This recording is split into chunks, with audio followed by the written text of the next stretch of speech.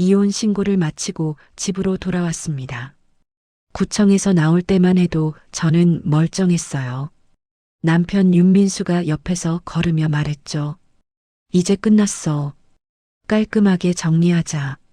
저는 고개만 끄덕였습니다. 그렇게 차를 타고 대전 집 앞까지 왔어요. 대문을 열고 들어서는 순간 제 눈앞에 펼쳐진 광경을 보고 숨이 멎었습니다. 마당 한가운데 제 캐리어 3개가 아무렇게나 던져져 있었어요. 옷가지가 반쯤 튀어나온 것도 있었고 비닐봉투에 대충 구겨 넣은 짐도 있었습니다. 마루 위에서 시어머니 강희 씨가 팔짱을 낀 채 저를 내려다보고 있었어요. 66살. 그분은 제게 이렇게 말했습니다. 이혼까지 했는데 이제 남의 집에 더부살이 할 생각은 아니지. 뒤에서 남편도 거들었어요. 짐 들고 바로 나가. 택시 부를까? 10년이었습니다. 이 집에서 산 시간이요. 아침 6시에 일어나서 가게 문 열고 김밥 말고 튀김 튀기고 설거지하고 청소하고 시어머니 눈치 보며 하루하루 버텨낸 시간이요. 그 10년이 이혼 신고 5분 만에 마당에 던져진 캐리어 3개로 정리되는 순간이었습니다. 그런데 이상했어요. 제 눈에서 눈물이 안 나왔거든요. 오히려 입꼬리가 살짝 올라갔습니다. 시어머니는 그걸 못 봤겠죠. 남편도 제 표정을 제대로 확인하지 않았을 거예요. 저는 천천히 가방을 마당에 내려놓으며 생각했습니다. 드디어 시작이네. 제 가방 안에는 서류 뭉치가 들어 있었어요. 한 달 동안 모은 것들이었죠. 녹음 파일, 사진, 계약서 사본, 그리고 가장 중요한 것, 등기부등본이요. 시어머니는 제게 다시 말했습니다. 뭐 하냐? 짐 챙겨서 얼른 나가. 여기 내 집 아니야. 저는 고개를 들어 2층 양옥집을 올려다봤어요. 30년 된 낡은 건물이지만 마당이 있고 1층에는 분식집이 있고 2층에는 방 3개가 있는 그 집. 시어머니는 늘 말했죠. 이 집은 내가 30년 피땀 흘려서 산 거야. 남편도 똑같이 말했어요. 우리 엄마 집이야. 너는 그냥 얹혀 사는 거고.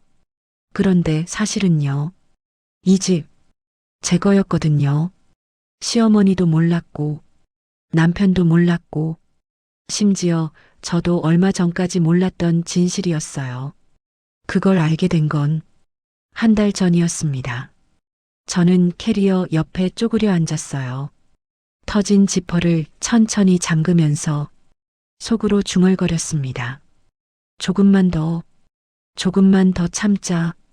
지금 말하면 안 돼. 시어머니가 짜증 섞인 목소리로 다시 소리쳤어요. 지연아, 사람 불편하게 하지 말고 오늘 안으로만 나가. 내일부터는 여기 우리 세입자 들어온다. 저는 고개를 들어 그분을 똑바로 쳐다봤습니다. 그리고 아주 작게 웃었어요. 알겠습니다. 그럼 제 짐 좀 정리하고 갈게요. 10분만 주세요. 시어머니는 어이없다는 듯 코웃음을 쳤습니다. 10분. 그래, 10분 줄게. 그 안에 못 나가면 진짜 경찰 부른다. 남편은 팔짱을 낀 채 고개를 돌렸어요. 저는 캐리어를 하나씩 일으켜 세우며 생각했습니다. 10분 안에 나갈 생각 없는데, 오히려 지금부터가 진짜 시작인데, 마당 모퉁이 구석에 제가 한 달 전에 몰래 설치해둔 작은 CCTV가 있었어요. 그 렌즈가 지금 이 장면을 다 담고 있다는 걸 저만 알고 있었죠. 결혼한 건 41살 때였어요. 늦은 나이에 만난 남편. 윤민수는 44이었죠. 첫 만남부터 시어머니가 따라왔습니다. 강희 씨는 저를 보자마자 이렇게 말했어요. 우리 민수가 조건이 좋아서 여자들이 줄을 섰는데 내가 운이 좋은 거야. 저는 그때 웃으며 고개만 숙였습니다. 결혼 전까지 저는 전통 떡을 배웠어요. 언젠가 작은 떡카페를 열고 싶었거든요. 한옥 느낌 나는 공간에 계절마다 다른 떡을 내놓고 어르신들이 편하게 차 한 잔 마실 수 있는 곳. 그게 제 꿈이었습니다. 그런데 결혼하고 나서 그 꿈은 접어야 했어요. 시어머니가 운영하는 분식집, 윤일미 분식, 대전 외곽 오래된 상권 1층에 있는 그 가게에서 저는 매일 아침 6시에 일어나 일했습니다. 김밥 말고, 떡볶이 끓이고, 튀김 튀기고, 설거지하고, 2층 집안일까지 도맡아 했어요. 시어머니는 손님들 앞에서 늘 이렇게 말했습니다. 우리 며느리가 좀 서툴긴 한데, 그래도 손은 빠르거든요. 얹혀 사는 주제의 일은 해야지. 손님들이 웃으면 저도 따라 웃어야 했어요. 얼굴이 화끈거렸지만 참았습니다. 아침마다 반복되는 말이었으니까요. 남편은 그런 말을 들어도 아무 말도 안 했어요. 오히려 저를 보며 이렇게 말했죠. 지연아, 이 집이랑 가게 다 우리 엄마 거야. 너는 나랑 결혼해서 얻은 게 많은 거지. 친정이 뭐가 있냐? 그 말을 들을 때마다 가슴 한쪽이 무너지는 기분이었어요. 제 아버지는 작은 철공소를 하셨습니다. 용접 일도 하시고 골목마다 낡은 상가 건물 몇 채를 사두셨죠. 딱히 부자는 아니었지만 검소하게 사시며 제게 부족함 없이 해주셨어요. 그런데 제가 29살 때 아버지가 갑자기 돌아가셨습니다. 심장마비였어요. 장례를 치르고 혼자가 된 저는 멍하게 지냈죠. 그러다 30 중반이 되어서야 겨우 사람을 만날 마음이 생겼고 그때 만난 사람이 남편이었습니다. 결혼 직전에 아버지가 남긴 서류함을 받았어요. 장례식 때 아버지 친구분이 건네주셨죠. 지연아, 내 아버지가 이거 꼭 너한테 전하라고 하셨어. 나중에 답답할 때 열어보래. 저는 그 서류함을 그냥 창고에 넣어뒀습니다. 새 출발을 하는데 과거를 자꾸 들춰보고 싶지 않았거든요. 그렇게 10년이 흘렀어요. 시어머니는 저를 부를 때마다 이렇게 말했습니다. 지연아, 내가 여기 안 살면 어디 가서 살래? 친정도 없는 주제에 우리 집이라도 있으니까 거지 안 된 거지. 명절 때는 더 심했어요.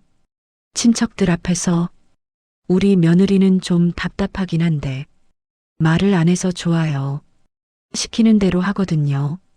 저는 부엌에서 설거지하며 그 말을 들었습니다. 눈물이 났지만 물로 얼굴을 씻으며 참았어요. 그런데 3년 전부터 남편의 태도가 달라지기 시작했습니다. 어느 날 갑자기 인테리어 회사를 차렸다며 사무실을 얻었다고 했어요. 직원도 뽑았대요. 저는 좋은 일이라고 생각했습니다. 남편이 사업을 하면 우리도 조금 여유가 생기겠구나. 그런데 이상했어요. 남편은 집에 점점 늦게 들어왔고 주말에도 거의 나가 있었습니다. 어느 날은 새 수입차를 몰고 왔어요. BMW였죠. 시어머니가 놀라며 물었습니다. 민수야, 이 차 어떻게 샀어? 남편은 웃으며 대답했어요. 사업 잘 돼서요. 이제 이 건물도 재개발해야 할 것 같은데 엄마 좀 기다리세요.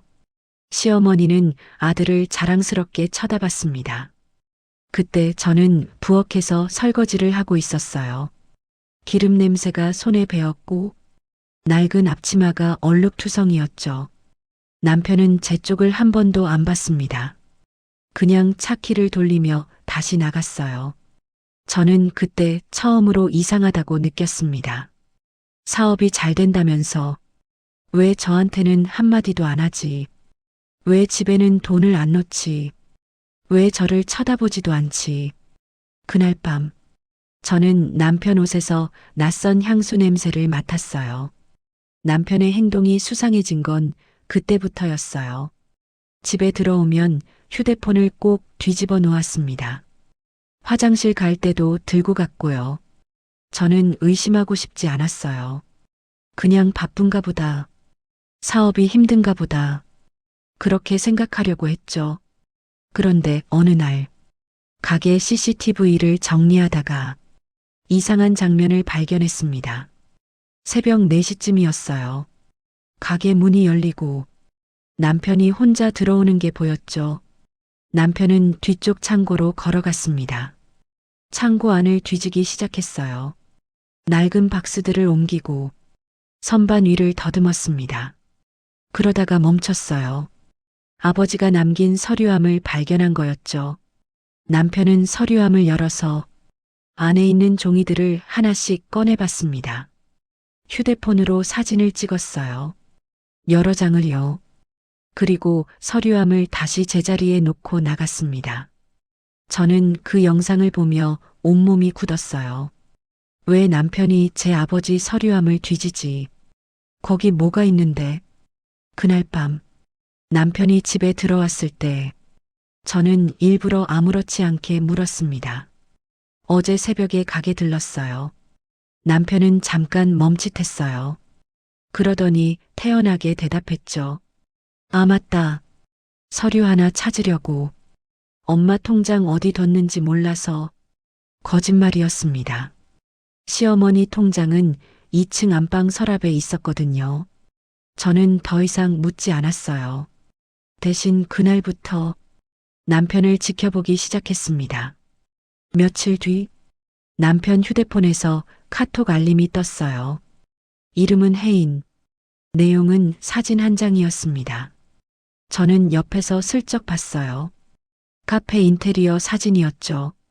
분홍색 벽에 대리석 테이블, 세련된 조명, SNS에서 자주 보던 감성 카페 스타일이었습니다. 남편이 답장을 보냈어요. 이거 괜찮네. 다음 주에 자세히 보자. 저는 가슴이 철렁했습니다. 혜인이 누구지? 왜 카페 인테리어를 상의하지? 그날 저녁 남편은 또 외출한다고 했어요. 거래처 미팅이래요. 저는 조용히 물었습니다. 어디서 만나요? 남편이 짜증 섞인 목소리로 대답했죠. 왜 그런 것까지 물어? 그냥 회사 일이야. 저는 더 이상 말하지 않았어요. 대신 남편이 나간 뒤 조심스럽게 뒤를 밟았습니다. 택시를 타고 따라갔어요.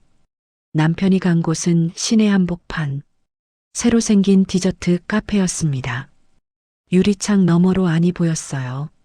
남편이 앉아 있었고 맞은편에는 젊은 여자가 있었습니다. 긴 생머리에 화사한 화장, 30 초반쯤 돼 보였어요. 저는 카페 밖 벤치에 앉아서 그 모습을 지켜봤습니다. 두 사람은 웃으며 이야기했어요. 노트북을 펼쳐놓고 뭔가를 같이 보고 있었습니다. 저는 휴대폰을 꺼내서 녹음 앱을 켰어요. 그리고 카페 안으로 들어갔습니다. 남편 뒤쪽 자리에 조용히 앉았죠. 두 사람은 저를 못 봤어요. 대화 소리가 들렸습니다. 여자가 말했어요. 오빠 이번에 투자 얼마나 들어가요?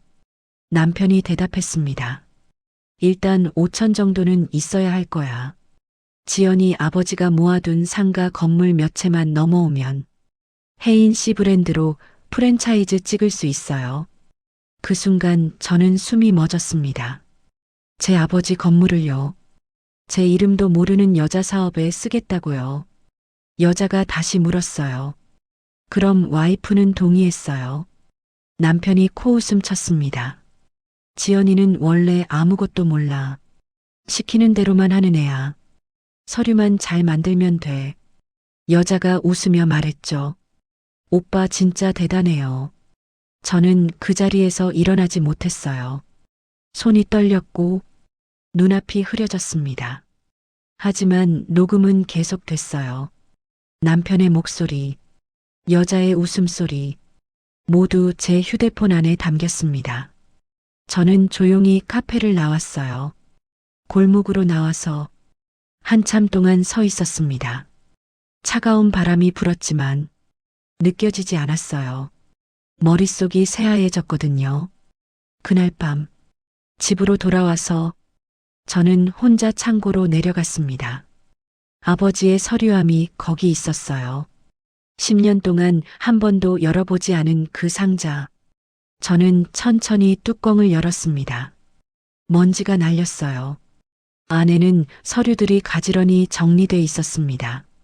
첫 장을 꺼내는 순간 저는 그 자리에 주저앉았어요. 등기부등본이었습니다. 지금 살고 있는 이 2층 양옥집, 1층 분식집 건물, 소유자란에 적힌 이름은 윤지연, 제 이름이었습니다. 손이 떨렸습니다. 서류를 한 장 한 장 넘기는데 믿기지가 않았어요. 두 번째 서류는 골목 건너편 소형 상가 2채 등기부였습니다. 거기도 제 이름이었어요. 세 번째 서류, 남편 회사 지분 양도 계약서였습니다. 윤민수 인테리어, 초기 투자금 8천만 원, 그 대가로 받은 지분 30%, 명의자는 윤지연. 저는 그 자리에서 한참을 앉아 있었어요. 10년 동안 시어머니 집에 얹혀 산다는 말을 들으며 고개 숙이고 살았는데 알고 보니 이 집이 제 거였다니, 남편 회사도 제가 최대 주주였다니. 그제야 아버지의 목소리가 떠올랐습니다. 지연아, 혹시 나중에 답답해질 때가 오면 이 서류부터 들춰봐라. 아버지는 알고 계셨던 거예요. 제가 말이 없어서 당해도 참는 성격이라는 걸. 그래서 미리 준비해 두신 거였죠. 저는 서류함을 들고 2층으로 올라왔습니다. 밤 11시였어요. 남편은 아직 안 들어왔고 시어머니는 안방에서 주무시고 계셨습니다. 저는 제 방에 앉아서 한 사람을 떠올렸어요. 아버지 장례식 때 봤던 분, 장태성 변호사님. 명함을 어디 뒀더라. 서랍을 뒤져서 명함을 찾았습니다. 다음 날 아침, 분식집 문을 열기 전에 저는 변호사 사무실로 전화를 걸었어요. 상담 예약을 잡았습니다. 그날 오후, 저는 시어머니한테 거짓말을 했어요. 병원 간다고요. 택시를 타고 변호사 사무실로 갔습니다. 사무실은 조용했어요. 장 변호사님이 문을 열어주셨습니다. 60 중반쯤 돼 보이는 분이었죠. 지연 씨, 오랜만이네요. 앉으세요. 저는 의자에 앉아서 떨리는 손으로 서류를 꺼냈습니다. 변호사님은 천천히 서류를 받아보셨어요. 한참 동안 말이 없으셨습니다. 그러다 고개를 드셨어요. 선생님이 살아계실 때 늘 말씀하셨어요. 지연이는 말이 없어서 당해도 티를 안 낸다고. 그래서 미리 다 준비해 두신 거라고요. 저는 그제야 눈물이 났습니다. 변호사님이 물티슈를 건네주셨어요. 저는 코를 풀며 물었습니다. 이 서류들 진짜 맞는 건가요? 제 착각이 아니고요. 변호사님이 고개를 끄덕이셨어요. 다 진짜예요. 지연 씨 아버님이 결혼 전에 재산 대부분을 딸 이름으로 정리하셨어요. 결혼하면서 사위한테 회사 투자도 하셨고요. 그 대가로 지분 30% 받으셨죠. 명의는 전부 지연 씨로 해두셨어요. 저는 입술을 깨물었습니다. 그럼 시어머니가 자기 집이라고 한 건? 변호사님이 고개를 저으셨어요. 착각이죠. 아니면 거짓말이거나. 어쨌든 법적으로는 지금 사시는 건물 전체가 지연 씨 겁니다. 1층 분식집도요. 저는 한참 동안 아무 말도 못했어요. 변호사님이 차를 따라주셨습니다. 천천히 마시고 할 말 있으면 편하게 하세요. 저는 가방에서 휴대폰을 꺼냈어요. 며칠 전 녹음한 파일을 들려드렸습니다. 카페에서 남편이 한 말, 아버지 건물을 애인 사업에 쓰겠다는 말, 저를 아무것도 모르는 사람이라고 한 말, 다 들려드렸어요. 변호사님의 표정이 굳었습니다. 이건 심각하네요. 배우자 몰래 재산 처분 시도, 혼인 중 부정행위 정황까지. 저는 떨리는 목소리로 물었습니다. 저 이제 어떻게 해야 하나요? 변호사님은 잠시 생각하시더니 천천히 말씀하셨어요. 당장 들이밀지 마세요. 저쪽이 먼저 이혼을 꺼내고 지연 씨를 빈손으로 내보내려 할 때까지 기다리세요. 그때 이 서류들과 녹음 파일, 회사 법인카드 유용 자료까지 한꺼번에 쓰는 겁니다. 저는 고개를 끄덕였습니다. 그럼 그때까지 증거를 더 모으라는 말씀이시죠? 변호사님이 웃으셨어요. 정확해요. 지금 화내면 지연 씨만 손해예요. 참고 준비하세요. 그럼 제가 완벽하게 도와드릴게요. 저는 그날 사무실을 나오면서 완전히 다른 사람이 된 기분이었습니다. 10년 동안 고개 숙이고 살았던 제가 이제는 허리를 펴고 걸을 수 있을 것 같았어요. 집으로 돌아가는 길, 저는 마트에 들러서 작은 녹음기 2개를 샀습니다. 그리고 초소형 카메라도 하나 샀어요. 집에 돌아와서 거실 선반 뒤에 녹음기를 숨겼습니다. 부엌 찬장 위에도 하나 놓았어요. 카메라는 시계 안에 넣어서 거실 벽에 걸었습니다. 그날부터 저는 철저하게 기록했어요. 시어머니가 손님들 앞에서 저를 모욕하는 말, 남편이 집에 돈을 안 넣는 날짜, 법인카드 사용 내역도 몰래 사진 찍었습니다. 혜인이라는 여자와 만나는 날도 달력에 표시했어요. 모든 파일은 클라우드에 올렸습니다. 혹시 휴대폰을 잃어버려도 증거는 남도록요. 한 달이 지났습니다. 제 폴더는 점점 두꺼워졌어요. 그런데 겉으로는 아무 변화가 없었습니다. 저는 여전히 새벽에 일어나 분식집 문을 열었고 시어머니 눈치를 받고 남편한테 고개를 숙였어요. 다만 달라진 게 하나 있었습니다. 제 입꼬리가 가끔 혼자 있을 때 살짝 올라간다는 거였죠. 그렇게 한 달이 더 지났습니다. 남편의 태도는 점점 더 노골적으로 변했어요. 집에는 거의 안 들어왔고 들어와도 저를 쳐다보지 않았습니다. 밥을 차려줘도 고맙다는 말 한마디 없었어요. 어느 날 저녁 시어머니가 거실에서 통화하는 소리가 들렸습니다. 벽에 걸어둔 시계 안 카메라가 그 소리를 다 담고 있었죠. 응 맞아. 요즘 괜찮은 집안 딸이랑 소개팅했대. 우리 민수 조건 좋으니까 여자들이 줄 서 있어. 지연이는 능력도 없고 애도 못 낳고 집에서 빼도 티도 안 날 거야. 저는 부엌에서 설거지하며 그 말을 들었어요. 손이 떨렸지만 접시를 깨뜨리지 않았습니다. 조용히 물만 틀어놓고 녹음이 잘 되도록 했죠. 며칠 뒤 분식집 매출 통장이 이상했습니다. 돈이 자꾸 빠져나갔어요. 확인해 보니 남편이 몰래 계좌 이체를 하고 있었습니다. 가게 수익을 자기 명의 계좌로 옮기는 거였죠. 시어머니도 알고 있는 것 같았어요. 어느 날 이렇게 말했거든요. 지연아, 이 가게 원래 내 거니까 돈도 내가 관리하는 게 맞지. 너는 그냥 일만 해. 저는 고개만 끄덕였습니다. 네, 알겠습니다. 속으로는 웃음이 났지만요. 이 건물 임대인이 접니다. 임대료를 제가 받아야 하는데 받은 적이 한 번도 없네요. 뭐 괜찮아요. 나중에 한꺼번에 정산하죠. 그러던 어느 날 밤 남편이 집에 들어왔어요. 시어머니도 거실에 나와 계셨습니다.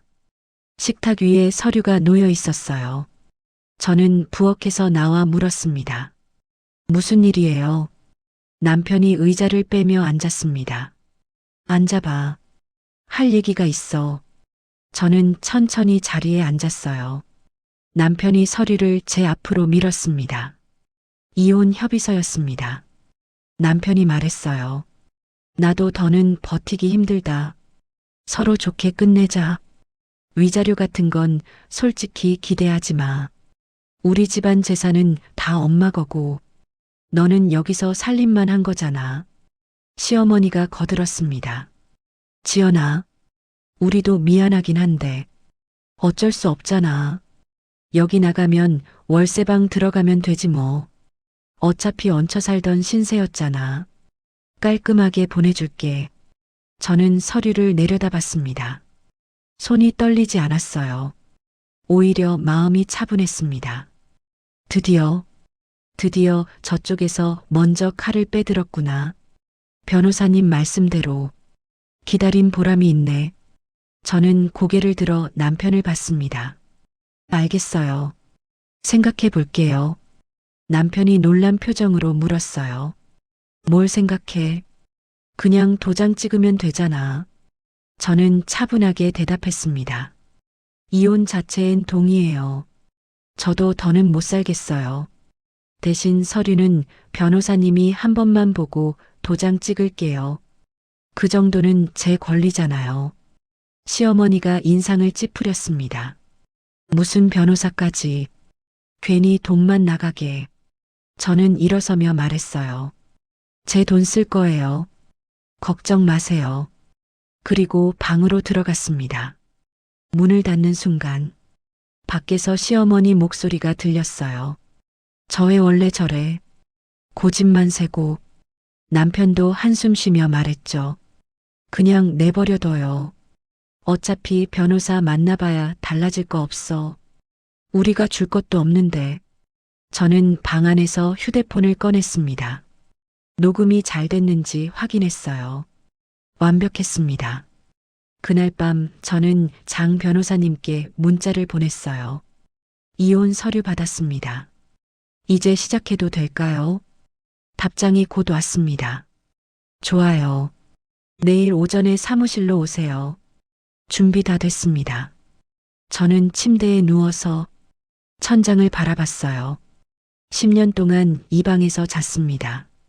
얹혀 산다는 말을 들으며 고개 숙이고 버텼던 시간들. 이제 끝이구나. 며칠 뒤 저는 남편과 함께 구청에 갔습니다. 협의 이혼 신고를 하러요. 담당 공무원이 서류를 확인했어요. 도장을 찍으라고 했습니다. 저는 도장을 ቄ 눌렀어요. 남편도 옆에서 도장을 찍었습니다. 끝났습니다. 법적으로 남남이 된 거죠. 구청을 나오는 길 남편이 말했어요. 이제 끝났어. 깔끔하게 정리하자. 저는 고개만 끄덕였습니다. 차를 타고 집으로 돌아왔어요. 대문을 열고 들어서는 순간 제 눈앞에 그 장면이 펼쳐졌습니다. 마당 한가운데 제 캐리어 3개가 아무렇게나 던져져 있었어요. 시어머니가 마루 위에서 팔짱을 끼고 서 계셨습니다. 이혼까지 했는데 이제 남의 집에 더부살이 할 생각은 아니지.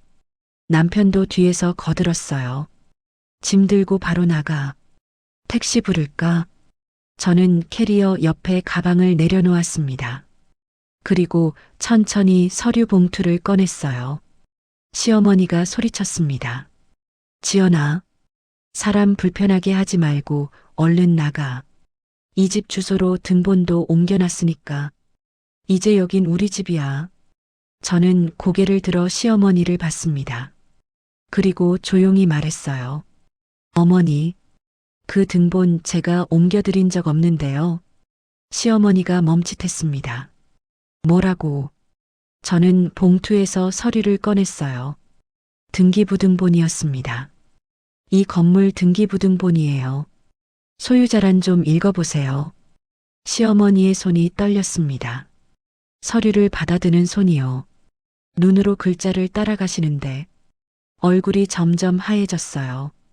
소유자란에 적힌 이름 윤지연. 시어머니가 중얼거렸습니다. 이게 뭐야? 이게 대체 뭐냐고. 남편이 다가와서 서류를 낚아챘어요. 확인하더니 얼굴이 굳었습니다. 이거 위조한 거지. 장난치지 마. 저는 조용하지만 또렷하게 말했습니다. 위조라면 바로 경찰 부르세요. 이 서류는 10년 전에 이미 등기소에서 발급된 거예요. 아버지가 결혼 전에 제 이름으로 사두신 거고요. 시어머니가 마루 끝에 주저앉았어요. 그럼 지금까지 내가 내 집이라고 믿고 산 게, 저는 고개를 끄덕였습니다. 착각이셨어요. 법적으로 이 건물은 10년 전부터 계속 제 겁니다. 1층 분식집 건물도요. 남편이 소리쳤어요. 말도 안 돼. 우리 엄마가 30년 동안 장사해서 산 건물이야. 저는 가방에서 다른 서류를 꺼냈습니다. 그럼 이건 뭘까요? 골목 건너편 상가 2채 등기예요. 여기도 제 이름이에요. 아버지가 사두신 거죠. 남편의 입이 벌어졌습니다. 그리고 저는 마지막 서류를 꺼냈어요. 그리고 이건 당신 회사 초기 투자금 계약서예요. 아버지가 제 지참금 명목으로 넣은 돈 8천만 원. 그 대가로 받은 지분이 30%고요. 지금 기준으로 계산하면 제가 이 회사 최대 주주입니다. 남편이 뒤로 휘청했어요. 시어머니는 마루에 앉은 채 말을 잇지 못했습니다. 저는 차분하게 말을 이었어요. 그동안 어머니가 이 집 주인인 줄 알고 저도 조용히 있었어요. 남편이 회사 혼자 차린 줄 알고 아무 말 안 했고요. 근데 알고 보니 다 제 거더라고요. 남편이 떨리는 목소리로 말했습니다. 그래도 이혼했잖아. 이 집에서 나가는 건 맞지 않아. 저는 고개를 저었어요. 이혼은 부부관계가 끝난 거지. 소유권이 바뀐 건 아니에요. 나가야 할 사람은 얹혀 살던 쪽이죠. 어머니랑 당신. 시어머니가 일어서며 소리쳤습니다. 말도 안 돼. 이게 무슨 소리야? 저는 휴대폰을 꺼냈어요. 녹음 파일을 틀었습니다. 시어머니 목소리가 흘러나왔죠. 지연이는 능력도 없고 애도 못 낳고 집에서 빼도 티도 안 날 거야. 시어머니의 얼굴이 새하얘졌습니다. 다음 파일을 틀었어요. 남편과 혜인의 대화였습니다. 지연이 아버지가 모아둔 상가 건물 몇 채만 넘어오면 혜인 씨 브랜드로 프랜차이즈 찍을 수 있어요. 지연이는 원래 아무것도 몰라. 시키는 대로만 하는 애야. 남편이 휴대폰을 빼앗으려 했어요. 저는 뒤로 물러서며 말했습니다. 원본은 클라우드에 있어요. 변호사님도 다 받으셨고요. 이 외에도 증거가 더 있어요. 회사 법인카드로 애인 만나러 다닌 기록, 호텔 영수증, 해외여행 티켓 다 있습니다. 남편이 무릎을 꿇었어요. 지연아, 내가 잘못했어. 여기까지 할 필요는 없잖아. 저는 차갑게 대답했습니다. 여기까지 밀어붙인 건 당신이에요. 사람을 빈손으로 내보내려면 자기 발밑부터 확인하고 했어야죠. 시어머니가 울기 시작했어요. 지연아, 제발, 우리가 잘못했어. 용서해줘. 저는 고개를 저었습니다. 용서는 해드릴게요. 근데 이 집엔 못 들어와요. 변호사님이 내용 증명 보냈을 거예요. 법적으로 퇴거 기간 3일 드렸어요. 오늘은 그냥 말씀만 드리는 거고 내일부터는 법대로 할게요. 저는 마당에 던져진 캐리어를 하나씩 들었어요. 다시 집 안으로 끌고 들어갔습니다. 이 짐은 제 거니까 안으로 들릴게요. 어머니 짐은 내일까지 싸두세요. 시어머니가 마루에서 울부짖었지만 저는 돌아보지 않았습니다. 대신 현관문을 닫기 전에 마지막으로 한마디 했어요. 10년 동안 얹혀 살던 건 저였어요. 그런데 이제 보니까 진짜 얹혀 살던 건 어머니였네요. 문을 닫았습니다. 안에서 빗장을 걸었어요. 밖에서는 여전히 울음소리가 들렸지만 저는 거실 소파에 앉았습니다. 온몸에 힘이 빠졌어요. 떨림이 몰려왔습니다. 그제야 눈물이 났어요. 10년 동안 참았던 것들이 한꺼번에 터져 나왔습니다. 하지만 슬픈 눈물은 아니었어요. 후련했거든요. 드디어 드디어 제 목소리를 냈구나. 사흘 뒤 시어머니와 남편은 짐을 싸서 나갔습니다. 마지막까지 시어머니는 울며 빌었어요. 지연아, 제발 한 번만 용서해줘. 우리 갈 데가 없어. 저는 현관문 앞에 서서 대답했습니다. 어머니가 힘드신 건 알아요. 그런데 저는 다시는 제 삶을 여기다 바치진 않을 거예요. 연락 주시면 월세 정도 도와드릴 수는 있어요. 대신 이 집 문은 다시 안 두드려 주세요. 남편은 끝까지 아무 말도 안 했어요. 캐리어를 끌고 대문을 나가는 뒷모습. 10년 동안 함께 산 사람이 맞나 싶을 정도로 낯설었습니다. 그리고 일주일 뒤 남편 회사 이사회가 열렸어요. 저는 장 변호사님과 함께 참석했습니다. 회의실 긴 테이블, 양쪽으로 이사들이 앉아 있었어요. 저는 끝자리에 앉았습니다. 남편은 맨 앞자리에 앉아서 저를 쳐다보지도 않았어요. 변호사님이 자료를 펼쳤습니다. 오늘 이사회는 윤민수 대표의 비위 행위에 관한 안건입니다. 최대 주주 윤지연 씨 요청으로 소집됐습니다. 이사들이 웅성거렸어요. 변호사님은 차분히 설명을 시작했습니다. 첫째, 법인카드 사적 사용 내역입니다.